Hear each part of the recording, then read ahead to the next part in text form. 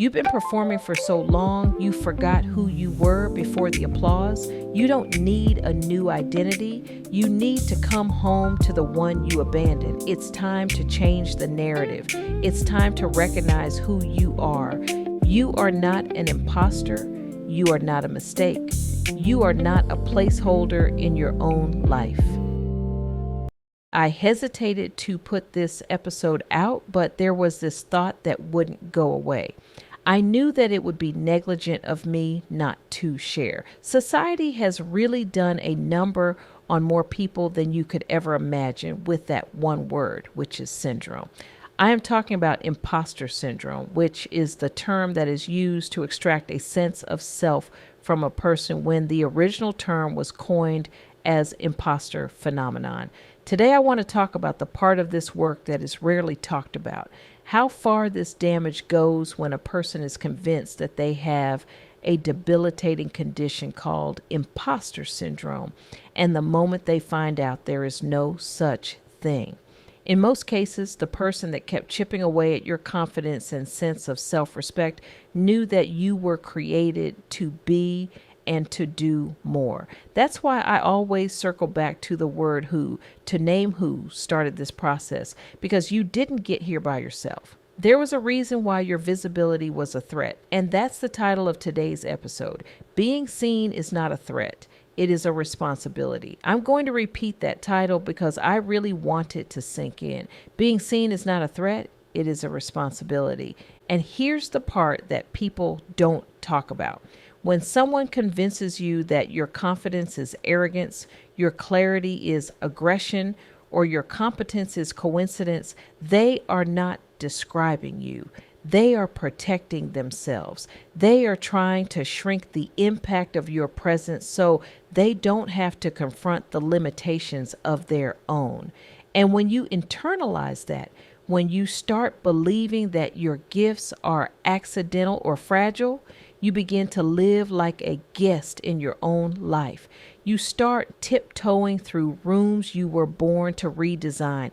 You start whispering ideas that were meant to be spoken with authority. You start asking for permission to be who you already are. But the moment you learn that imposter syndrome was never a diagnosis, just a misinterpretation of a phenomenon, something shifts. You start realizing that the doubt you carried wasn't organic. It was inherited, it was taught, it was reinforced, and it was handed to you by people who benefited from your uncertainty.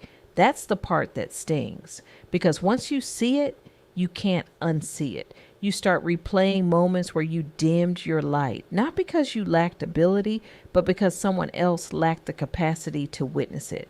And when you finally understand that, you begin to reclaim pieces of yourself you didn't even know you lost. You start remembering the version of you that existed before the criticism, before the gaslighting, before the subtle comments that made you question your worth. You start remembering the version of you that walked into rooms without scanning for danger, the version of you that spoke without rehearsing survival, the version of you that believed your ideas were valuable simply because they came from you. That's why being seen is a responsibility, because every time you allow yourself to be visible, you disrupt the narrative that someone else tried to write for you. You interrupt the lie that your presence is optional. You challenge the belief that your brilliance needs permission. You remind the world and yourself that you were never meant to hide. You were meant to contribute. You were meant to influence. You were meant to shift the atmosphere when you walk in. And I want you to sit with this. People who tried to make you feel like an imposter were reacting to your potential, not your shortcomings. They saw the way people listened when you spoke. They saw the way you carried yourself even when you were unsure. They saw the way your ideas landed with weight. They saw the way your presence changed the temperature of the room. And instead of rising to meet their own growth, they tried to dim yours. But here's the truth.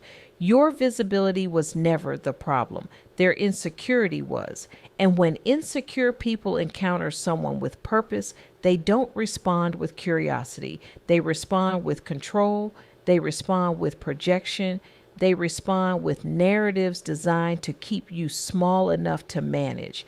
And if you're not careful, you start believing those narratives. You start believing that your confidence needs to be softened. You start believing that your voice needs to be quieter. You start believing that your gifts need to be hidden until someone else validates them. But you were not created to be validated. You were created to be expressed. You were created to be witnessed. You were created to be seen. And every time you shrink, you betray the part of you that knows better, the part of you that remembers who you were before someone tried to convince you otherwise, the part of you that knows your visibility is not a threat. It is an assignment. And here's the part that might make you uncomfortable.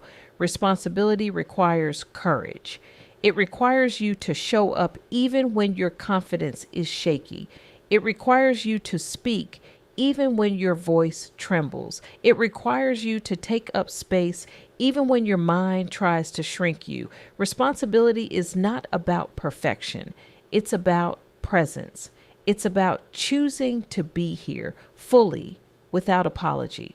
Because when you choose visibility, you give other people permission to choose themselves too. You become evidence that doubt can be dismantled. You become proof that narratives can be rewritten.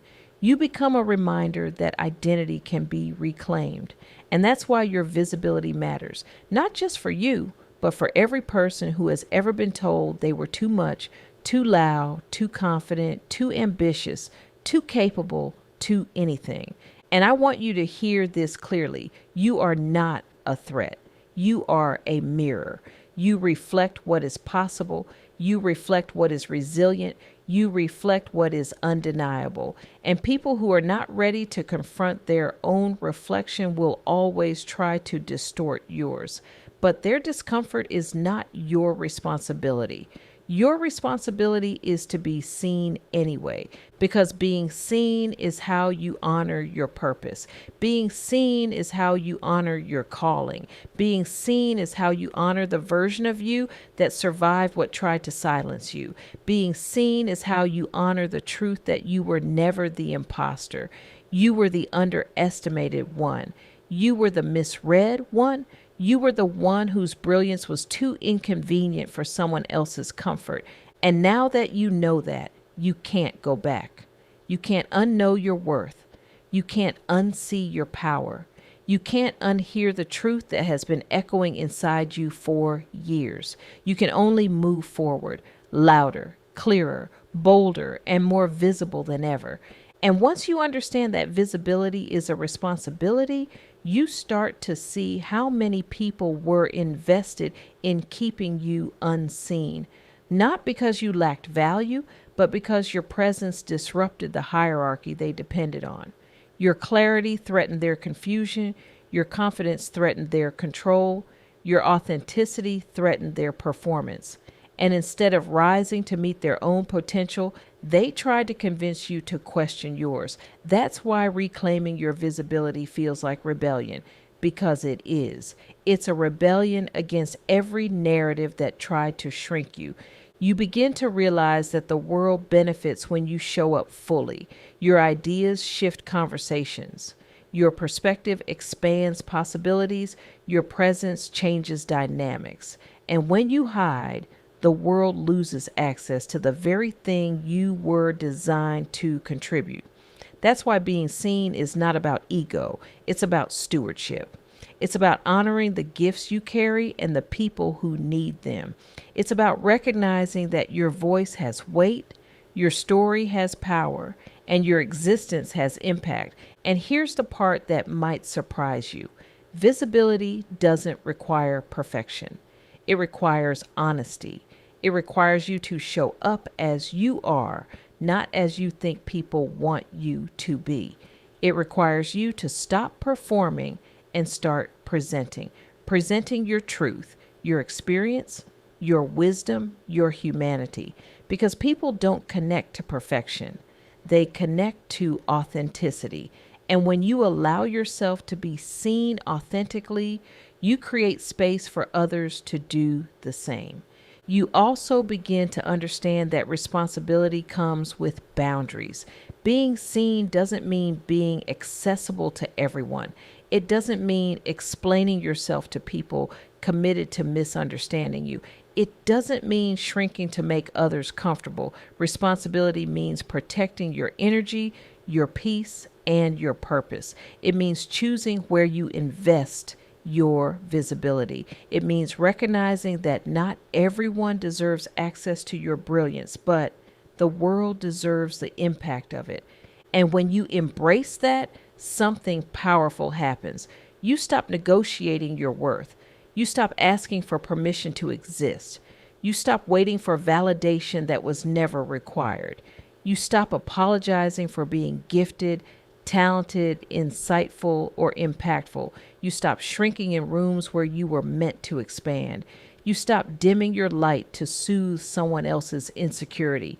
You stop pretending you don't know what you know. You stop hiding the parts of you that were meant to lead. Because the truth is, you were never meant to blend in. You were meant to stand out.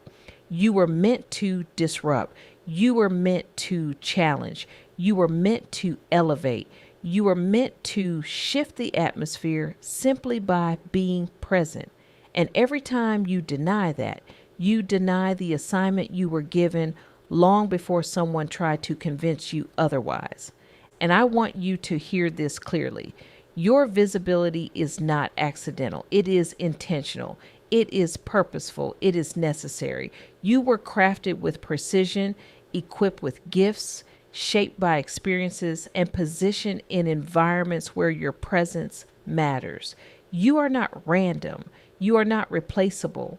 You are not incidental. You are here because your existence fills a gap that no one else can fill. And once you embrace that, you stop fearing visibility and start honoring it. You start walking with a different posture.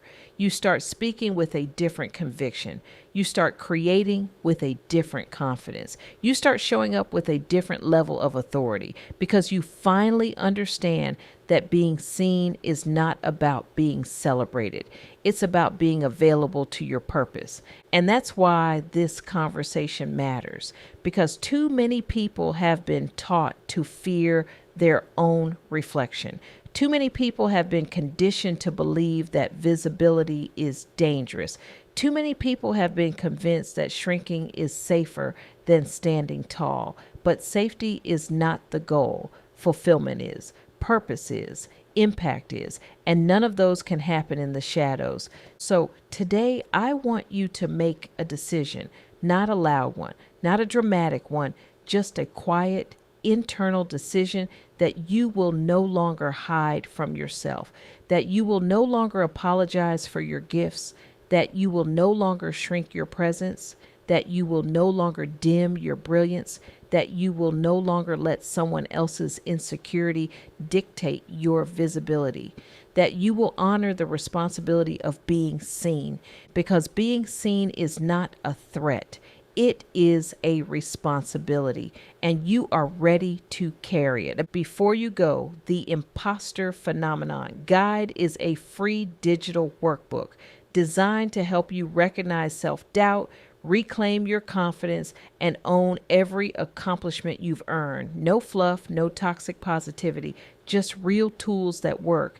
If you're listening on a podcast platform, the link is in the description. If you're on YouTube, it's pinned in the channel links as well. Go grab it. It's free and waiting for you. So take a breath, settle in, and let's begin the work of separating who you are from who you've been performing to be, because it's time to stop performing and start belonging. Welcome to the work. Welcome to the becoming. Welcome to Unmasking the Imposter.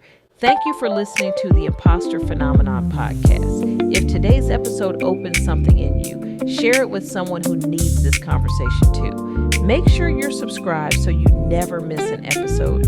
And if you're ready to go deeper, get ready to join our community where we're doing the real work of reclaiming identity, rewriting narratives, and rebuilding belonging from the inside out. Remember, you are not an imposter, you are not a mistake.